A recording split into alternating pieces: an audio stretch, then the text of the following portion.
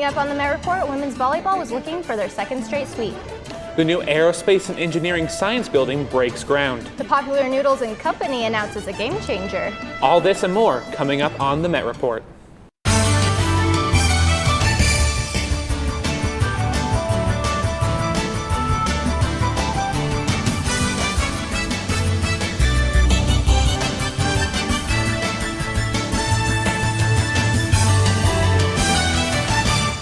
Welcome to this week's edition of the Met Report. I'm Miranda McHodgkins. And I'm Avery Anderson. We start with a story from Arizona. An early morning shooting at northern Arizona in Flagstaff has left 1 dead and 3 injured, and the person killed is Colin Brow from Castle Rock. Students were evacuated from a campus dorm after the shooting, which police say happened in the parking lot. They have identified the shooter as 18-year-old Stephen Jones, who they say opened fire after a confrontation between 2 groups of students. One student says her and her friends panicked. I was downtown with my friends, and we were all told that there was a shooting on campus. And people said, you need to get home. You need to get home. You need to be safe. You need to be indoors. And I just remember being like, what is going on? Like, this is too much. This isn't true. Not at NAU. And just within the last few minutes, another campus shooting. A Texas Southern State University spokeswoman says 2 people were shot on the TSU campus. We do not have any information as to their injuries, but authorities say the shooting, like the Arizona one, happened near student housing. The new Aerospace and Engineering Science Building is making breaking progress. Here's the story. The Dogwood parking lot closes and construction begins for the new Aerospace and Engineering Sciences building. It's incredible. More opportunities. Alumni, faculty, and students celebrate with a groundbreaking event. Today's groundbreaking of the Aerospace and Engineering Sciences building signals a landmark public-private partnership benefiting the economic vitality of Colorado. This state-of-the-art facility will serve as a training ground for the next generation of professionals in advanced manufacturing, co-created with industry leaders. Former NASA astronaut Leroy Chow makes an appearance and helps with the ceremonial dig. When I went to university, there was no such thing as aerospace engineering, and so something like this would have been really great, having all these different engineering disciplines come together, especially with advanced manufacturing under one roof. I think that creates the opportunity for a lot of synergy and would have been a really neat thing to have. We're just going to become more and more of a space state. Currently, we're #1 in the nation for per capita employment in aerospace. That number is only going to become a greater gap as more students are going into aerospace, as more students are joining with the new building. Students can expect the building to open in 2017. For the Met Report, a new building is just what we need. Miranda McHodgkins. The Office of Institutional Research has MSU Denver's 2015 undergraduate census numbers. Overall, the school has seen an decrease in undergraduate enrollment by 5% or 1,000 students. The total number of females decreased by 5% and about the same for male enrollment, which decreased by just under 5%. The average credit hours per student has increased by less than 1/10 of a percentage point. The school is doing better with minority and first-generation students, which account for 60% of the student body. The top majors include biology, psychology, and management. Auraria campus has undergone some Wi-Fi changes. Here's Alex Killen with an update. These days, campus Wi-Fi is more of a commodity than drinking fountains, and there's nothing worse than no Wi-Fi when you need it. I sat down with Mike Hart, Director of ITS Security, Infrastructure, and Networking, to find out a little more about changes to campus Wi-Fi this semester and what MSU Denver's IT department is doing to help us get the connection we need. The biggest visible change to the users is eliminating the Auraria guest network, which was wide open, no authentication needed. Instead of using the Auraria guest network, which on an average day would see over 40,000 devices connect, each school on campus now has their own guest network, which IT hopes will lead to less crowding. If you're an MSU Denver student, you'll have a much better chance connecting to the Metro State network than the new guest network.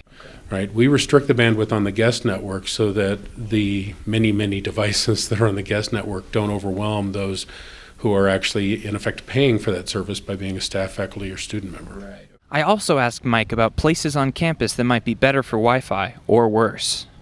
Science, I would say, is probably the building that has the most problems. Other problem areas include the Plaza Building and West Classroom. You'll get the best connection in the Student Success Building or the Admin Building. According to Hart, they're also looking at upgrading the total bandwidth for the campus from about 1.3 gigabyte connection to a 4.5 gigabyte connection in the future. Well, I would say that look for improvements to be coming. For the Met Report, Alex Killing. Well, the new Wi-Fi is very interesting. I noticed when I walk from building to building, I have to reconnect to the Wi-Fi, which can be kind of a hassle sometimes. I know when it first came out, I was so confused, I had no idea what was going on. So hopefully they can get that worked out and we can all figure it out some hopefully. more. Yeah. Well, now joining us for weather is Josh Cozart.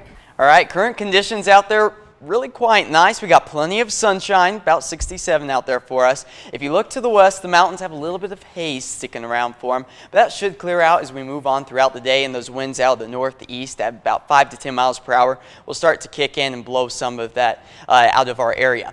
For 1 o'clock, we'll see 68 degrees, and then we'll start to warm up as we progress throughout the day. 64 by the evening hours, and clear skies will make way for our evening.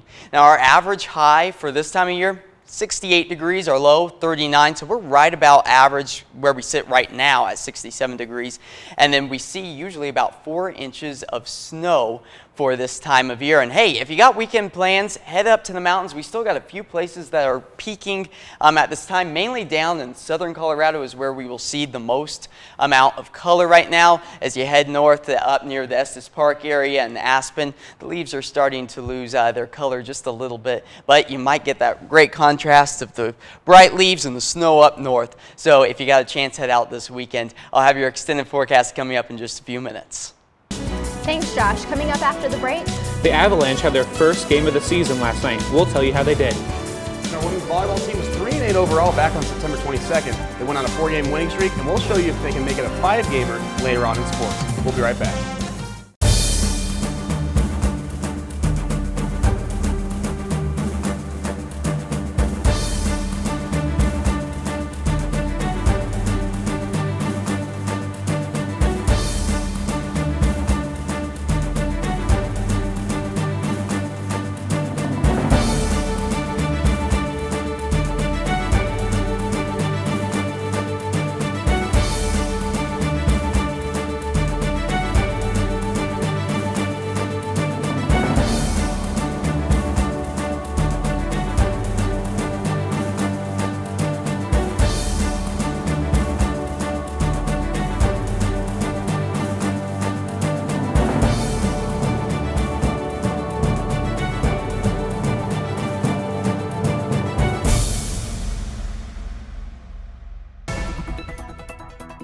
Watch our Spanish newscast Noticiero TV Friday at 10:30 a.m. Sports, entertainment, weather, events, all you need to know about our school, our region, and our world. On Comcast Channel 54 in Denver and Channel 20 on campus. Noticiero TV Met, the student's voice of MSU Denver in Spanish.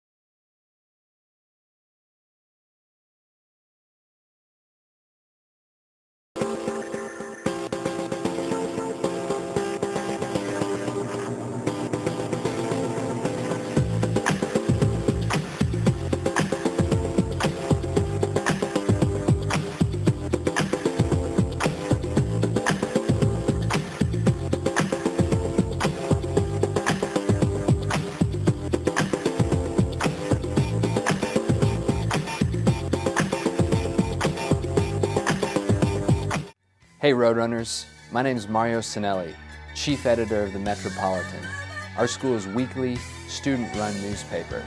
And this is what we do. Check us out for all the latest in Roadrunner sports, all the latest in entertainment and reviews, all the latest in MSU Denver news and other local happenings. And we're always looking for new writers, photographers, and copy editors. So if you're interested in being part of the staff, visit Tivoli Room 313. The Metropolitan is the student voice of MSU Denver.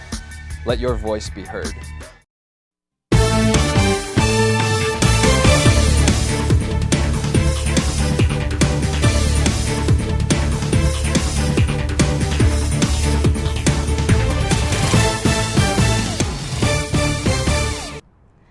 Welcome back. A small-town petting zoo may be linked to a 2-year-old's death in Maine. Colton Guy was visiting the Oxford County Fair when he came in contact with animals suspected to be carrying the bacteria. Another boy who was also in attendance is being treated in the hospital for similar symptoms. They've got to wash their hands when they come out of that petting zoo because they may pick up fecal material in there, and so many of these diseases are fecal oral and they're spread, and we want the kids and their parents to be aware of that. Monday, employees of Air France forced their way into board of directors meeting in protest of new job cuts and physically ripped the clothes off the board members' backs. Upon leaving the meeting, board members were greeted by hundreds of additional protesting employees. Tensions had been rising over the weekend as a new plan was announced to cut a total of 2,900 jobs, including ground crews, cabin crews, and pilots. This week is Nobel Prize Week, and the winners of the most prestigious prize in the world will be announced. The categories include areas in peace, economics, chemistry, and medicine. Winners will receive a cash prize, gold medal, and diploma, acknowledging their work. The annual award ceremony will be held on December 10th. City leaders in Fort Collins are reviewing a proposal which would amend public nudity ordinances. If approved, the change will allow both men and women to be topless in public. The city is using an online poll for feedback from citizens before an October 12th meeting. Last year was a memorable finish to a disappointing season for the Colorado Avalanche, but Coach Roy is looking to get the Burgundy and Blue back to their division-winning ways for the 2015-2016 season. Ending the 2014-2015 season at 39-31 and the last Central Division, the Avalanche looked to skate back to the top. Coach Patrick Waugh beefed up his defense by acquiring Nikita Zadorov from Buffalo. But that's not the only transactions to spice up the offense. Roy also acquired 2 forwards with Mikhail Grigorenko and JT Compher. The Avalanche season began last night with a 5-4 loss against the Minnesota Wild. Noodles & Company can be added to the list of restaurants removing artificial flavoring from its menu. Following some disappointing sales numbers from their second quarter, Noodles & Company announced their Made Different campaign, which will include ridding artificial flavors, preservatives, and sweeteners from their menu. In addition to the campaign, Noodles pledges to stop using meat and poultry containing antibiotics and hormones by the year 2017.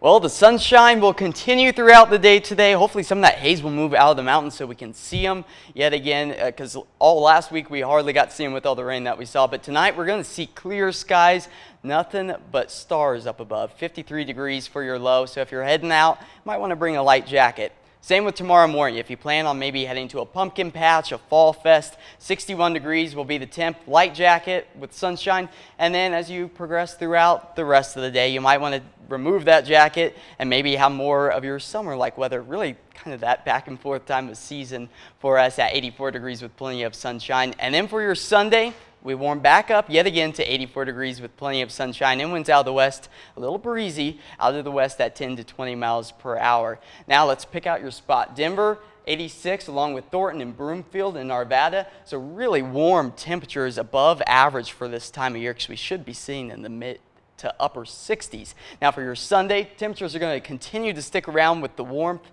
85 for Denver, Thornton 85 as well. And if you're traveling anywhere across the country, high pressure is going to be the dominating factor throughout the majority of the country.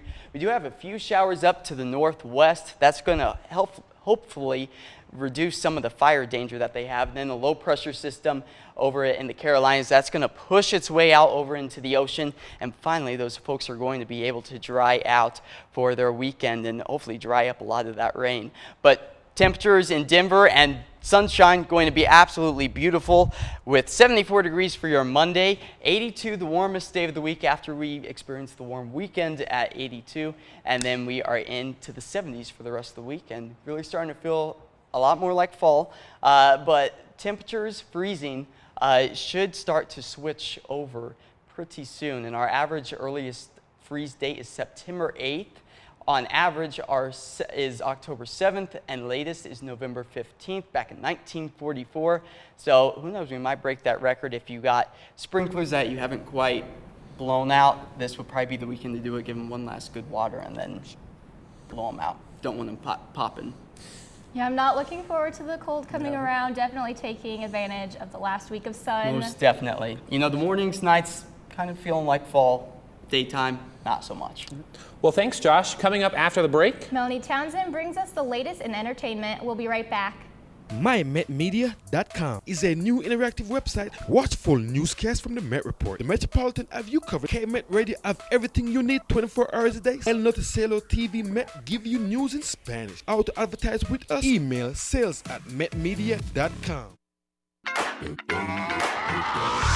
This is that ice cold Michelle fight for that white gold. This one for them hood girls, them good girls, straight masterpieces. Stylin', wildin', living it up in the city. Got Chuck's on with Saint Laurent. Gotta kiss myself, I'm so pretty. Girls hit you, hallelujah. Girls hit you, hallelujah. Girls hit you, hallelujah. Cause Uptown Funk don't give it to you. Cause Uptown Funk don't give it to you. Cause Uptown Funk don't give it to you. Saturday night and we in the spot.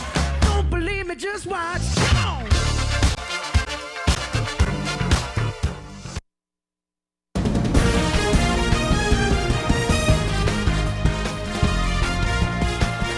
now joining us for EMET is Miss Melanie Townsend. How is traffic getting over here, Mel? Okay, hold up 1 second, Avery. Are you seeing what's happening with my dress right now? This is so cool. I feel like I'm like in a Tron music video or something like that. Well, you know what, guys? Driving on I-225 North always drives me crazy. It's like, it's called a blinker, people. But I can't imagine what it must have been like in China the other day. We'll take a look at that crazy mess later. Let's talk about entertainment news for a second, shall we? For your concert watch, it's going to be the best day of your life if you make it up to Red Rocks tomorrow. A fantastic show is taking place for Jeep on the Rocks. American authors and ex-ambassadors open for Panic at the Disco. All bands are super excited to be playing at one of the hottest venues in the country. Well, you got caught with a flat world. How about that? A cult classic celebrates its 40th anniversary and just in time for Halloween. At number 4, the cast of Rocky Horror Picture Show comes together once again after 25 years. Tim Curry and Susan Sarandon, along with other cast members, go back in time to remember their good times and experiences on set 40 years ago. One could say it was like going through a time warp.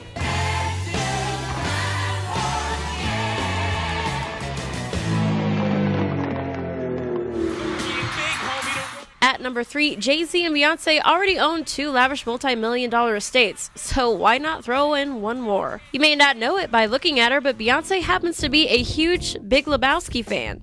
So much that they even bought the Lebowski house from ex-Dodgers owner Jamie McCourt. The 5-bed, 6-bath mansion was used in the classic 1998 cult comedy.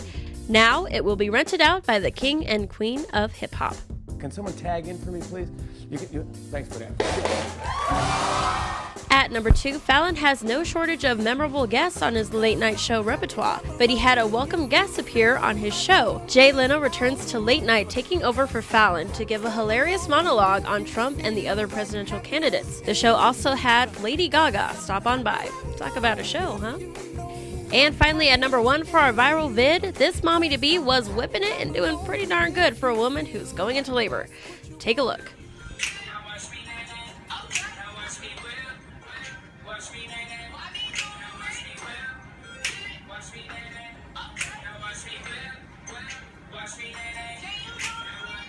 Ooh, that girl is brave for moving around like that with a baby on the way. She should have tried the time warp dance. That should have gotten things moving.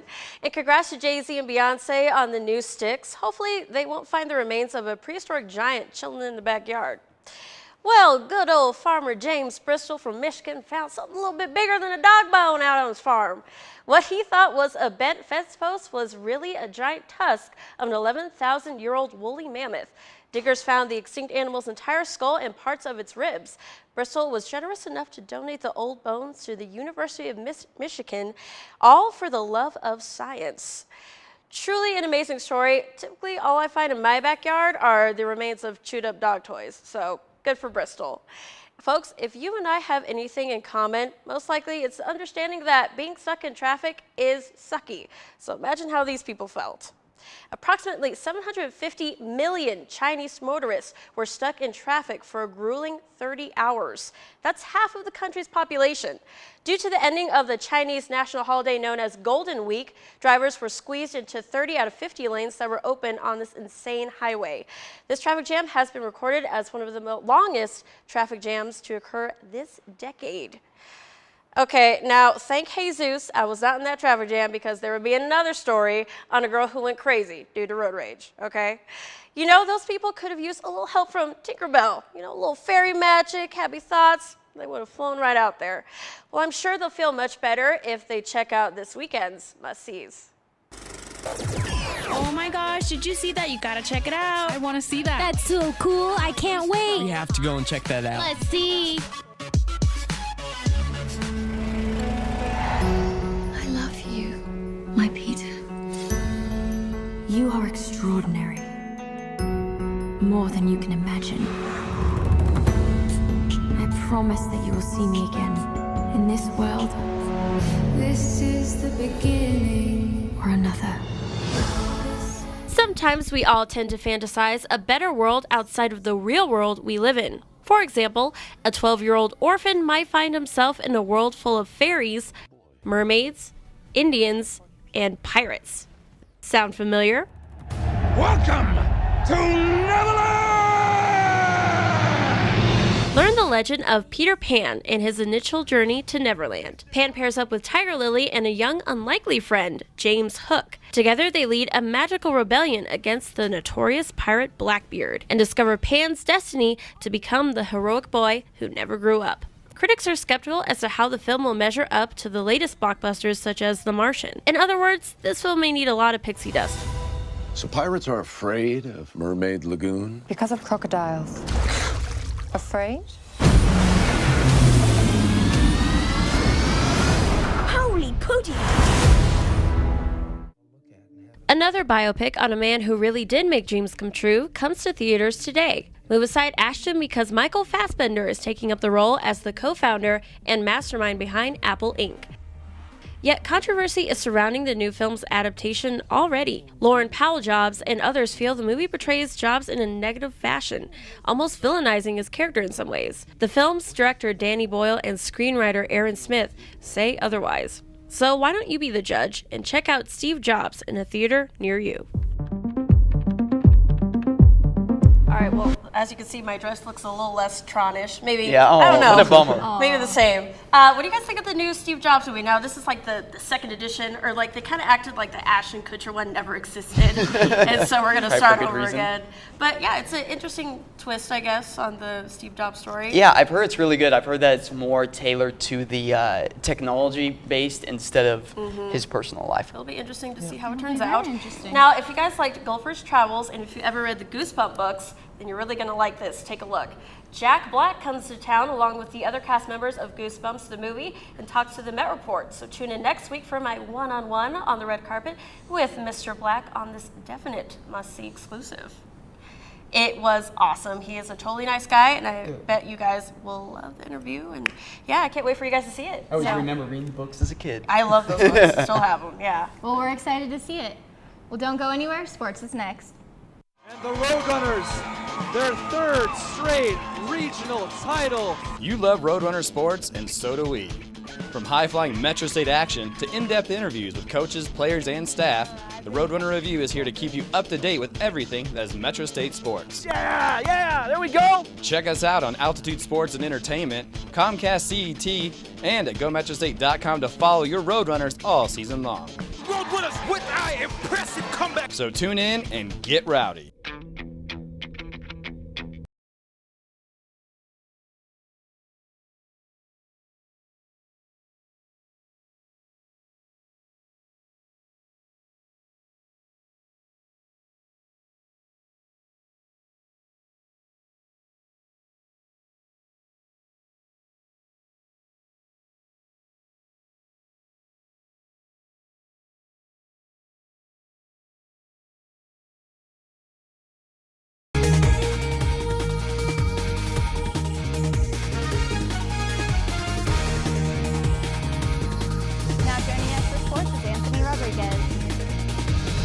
calendar has turned to October. The fall season for Roadrunners tennis has come to a close. Both the men's and women's teams can look ahead to the spring season after finishing the fall on a good note at the Colorado Mesa Duels last weekend. Both squads won a combined 4-1 in Grand Junction, and all eyes were on sophomore Emily Kerr, who is the quintessential tennis player for the Roadrunners, going 3-0 in singles and a doubles partnership with Casey Love that led to going 3-0 in doubles. The men will head into the spring with a record of 3-1, while the women stand at 4-3.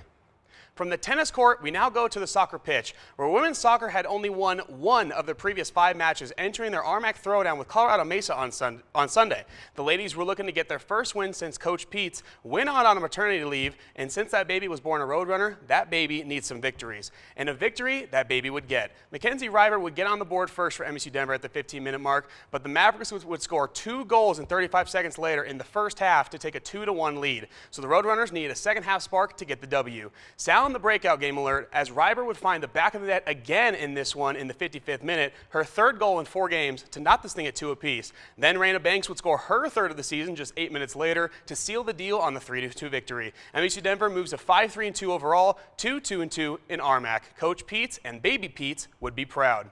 The ladies come home to the rack this weekend for a Sunday showdown with crosstown rival Regis, who they defeated in both matches last season with a combined score of 7-0.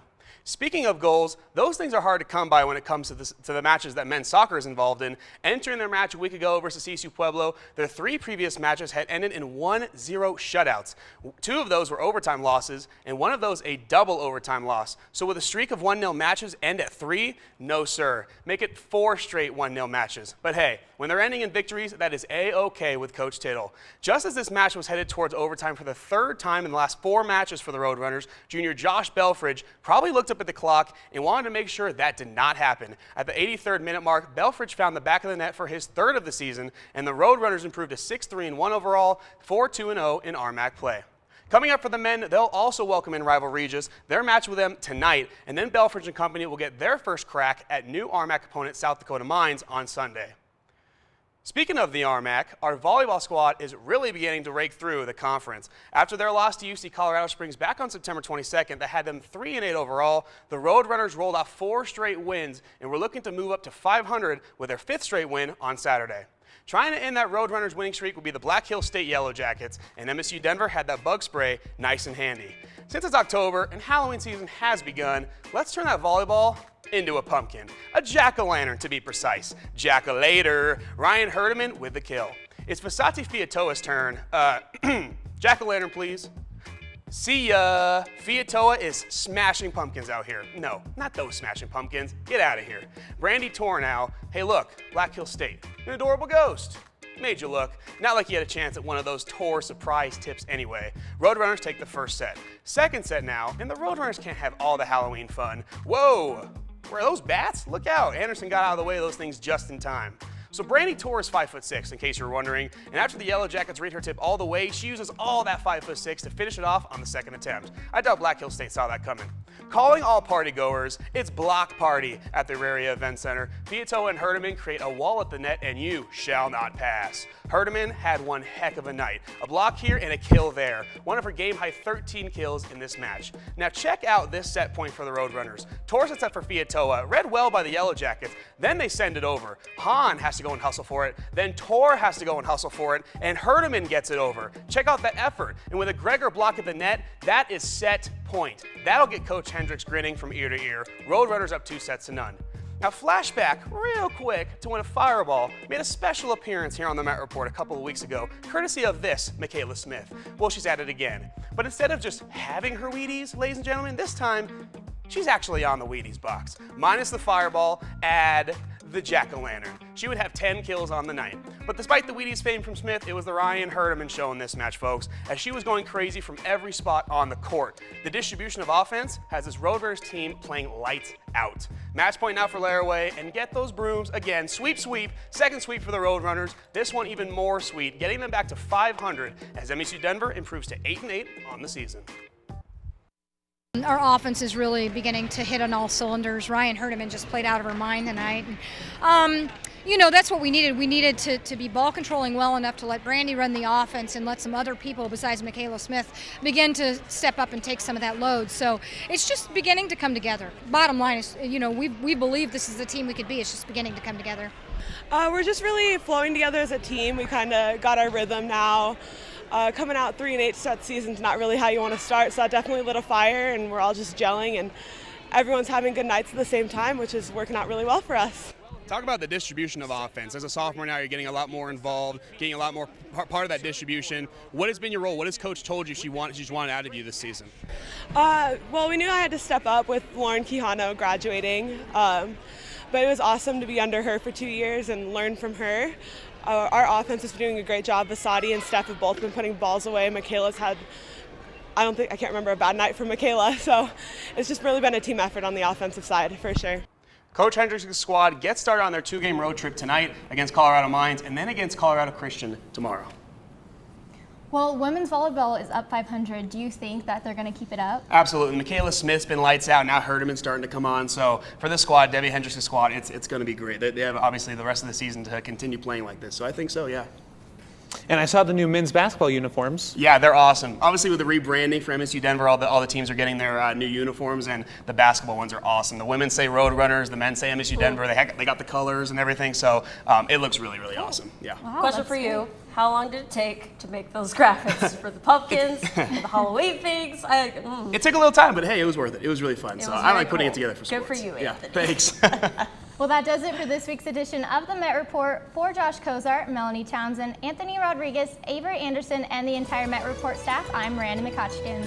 And don't forget to check us out on mymetmedia.com and be sure to follow us on Facebook, Twitter, and Instagram at Met Report. We'll see you on campus.